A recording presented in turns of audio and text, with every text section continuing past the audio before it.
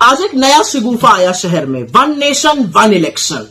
अच्छा भाई, क्या है ये कुछ नहीं है, ये इस देश के संघीय ढांचे पर एक जबरदस्त प्रहार है। लेकिन ये असल में एक शगुफा है, क्योंकि नरेंद्र मोदी जी भी जानते हैं कि इसको पारित कराने के लिए उनको लोकसभा में 362 वोट चाहिए। उनकी एनडीए के पास 293 है, राज्यसभा में भी ये पारित नहीं हो पाएगा, वो जानते हैं। लेकिन ये शगुफे इसलिए रह रहकर छोड़े जाते हैं जिससे कि इस देश में चर्चा बनी रहे बेकार के मुद्दों पर, असल मुद्दों से ध्यान हटाया जाए। इस बात से ध्यान हटाया जाए कि नरेंद्र मोदी और बीजेपी बुरी तरह से हरियाणा और जम्मू कश्मीर, झारखंड और महाराष्ट्र हारने वाले हैं। वन नेशन वन इलेक्शन की बात करेंगे, अरे एक साथ महाराष्ट्र, झारखंड, हरियाणा और जम्मू कश्मीर तो करा नहीं पाए, बड़ी बड़ी बातें करने चलते हैं। लेकिन दो तीन चीजें हैं जो बहुत दिक्कत तलब है इस रिपोर्ट में। करीब 18,626 पन्ने की ये रिपोर्ट है।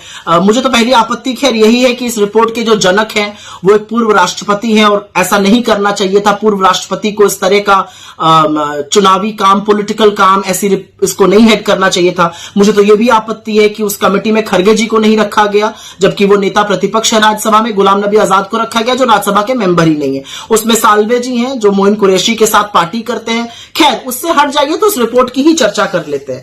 यह report one nation one election तो सबसे पहले तो है ही नहीं, क्योंकि यह कहती है कि एमएलए एमपी का चुनाव एक साथ होगा, मतलब 5,000 लोगों का, और पंचायती राज 100 दिन बाद होगा। तो ये वन नेशन वन इलेक्शन कैसे हुआ? 5,000 लोगों का चुनाव एक साथ होगा, फिर पोलिंग स्टेशन बनेंगे, फिर पोलिंग पार्टी बनेगी, फिर बंदोबस्त होगा, फिर सिक्योरिटी फोर्सेस आएंगे, करीब 1.5 करोड़ लोग फिर से लगेंगे इस पूरी प्रक्रिया में, क्योंकि 30 लाख जो निर्वाचित होते हैं हमारे पंचायती राज के लोग, वो तो वन नेशन वन इलेक्शन में आई नहीं, पहली चीज।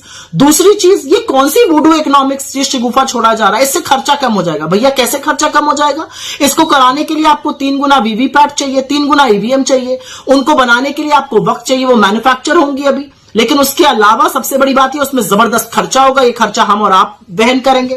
तीसरी बड़ी बात, ये पूरी तरह से राज्य सरकारों की अवमानना करता है। इस रिपोर्ट का कहना है कि राज्य सरकारों जिनका टर्म बचा रहेगा वो भंग कर दी जाएंगी, केंद्र उनको भंग कर देगा। क्यों भंग कर देगा भाई?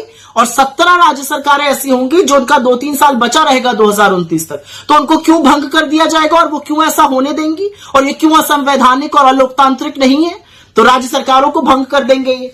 और इसमें एक बड़ी अजीब बात है, अगर कोई राज्य सरकार गिर जाती है तो वहां चुनाव होगा, लेकिन सिर्फ उस अवधि के लिए होगा जब तक लोकसभा चुनाव नहीं हो रहा है। मतलब चुनाव भी होगा, खर्चा भी वहन होगा, सारा बंदोबस्त भी होगा, लेकिन उसी अवधि के लिए। मैं तो एक सवाल पूछना चाहती हूं, मान लीजिए केंद्र सरकार गिर जाती है, जो बड़ी संभावना है मोदी जी की 2025 में गिरने की, तो क्या आप सारी राज्य सरकारों को भंग कर दीजिएगा? ये कौन सी इकोनॉमिक्स है, ये कौन सा लॉजिक है? ये सिर्फ मोदी जी ही बता सकते हैं। लेकिन एक बात यहां पर समझनी जरूरी है कि जो 2-4 बातें इसके बारे में कही जा रही है, इससे पॉलिसी मेकिंग नहीं हो पाती है, डिसीजंस नहीं बन पाते हैं। 4 साल 11 महीने आपसे पॉलिसी मेकिंग नहीं हो पा रही है, उसी 1 महीने में आपको सारी पॉलिसी मेकिंग करनी है। सारे जो पुराने निर्णय हैं वो चलते हैं, नए निर्णयों के लिए इसी से परमिशन मिल जाती है। ये सिर्फ और सिर्फ संघीय ढांचे पर प्रहार है। और ये एक जो बीजेपी का ऑब्सेशन है ना, one nation this one nation, हम one nation this and that नहीं है, हम वन नेशन वन लैंग्वेज नहीं है, हम वन नेशन वन रिलीजन नहीं है, हम वन नेशन वन कल्चर नहीं है, हम वन नेशन वन कलर नहीं है, हम वन नेशन एक जैसे नहीं लगते हैं। हमारी विविधता ही हमारी सबसे बड़ी पहचान है। Our diversity is our biggest strength. This whole attempt by the BJP to somehow paint us in one color, one this, one that, this is just an obsession. क्योंकि उनको भी पता है कि ये झुंझुना है, उनको भी पता है कि ये पारित नहीं होगा, उनको भी पता है ये संविधान के जो संघीय ढांचा है उस पर प्रहार है, और इसके लिए कोई तैयार नहीं होगा। खुद बीजेपी के लोग इसके लिए बगावत करेंगे।